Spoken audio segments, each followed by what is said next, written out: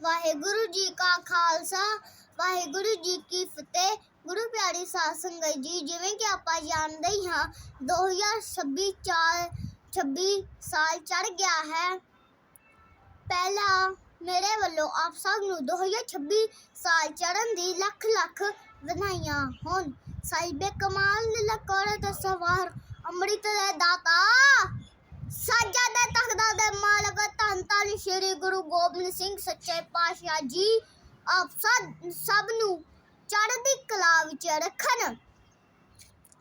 ਗੁਰੂ ਪਿਆਰੀ ਸਾਧ ਸੰਗਤ ਜੀ, ਮੇਰੀ ਤੁਹਾਤੋਂ ਹੱਥ ਬੰਨ੍ਹ ਕੇ ਬੇਨਤੀ ਹੈ, ਜਿਵੇਂ ਆਪ ਇਹ 2026 ਸਾਲ ਖੁਸ਼ੀਆਂ ਭਰਿਆ ਹੀ ਆਇਆ ਹੈ ਔਰ ਖੁਸ਼ੀਆਂ ਭਰਿਆ ਹੀ ਜਾਵੇਗਾ, ਅਤੇ ਆਪਾਂ ਇਸ ਸਾਲ ਵਿੱਚ ਵਾਹਿਗੁਰੂ ਦਾ ਜਿੰਨਾ ਵੀ ਆਪਾਂ ਤੋਂ ਹੋ ਸਕੇ ਉਹਨਾਂ ਆਪਾਂ ਨਾਮ ਸਿਮਰਨ ਜ਼ਰੂਰ ਕਰੀਏ। ਵਾਹਿਗੁਰੂ ਜੀ ਕਾ ਖਾਲਸਾ ਵਾਹਿਗੁਰੂ ਜੀ ਕੀ ਫਤਿਹ।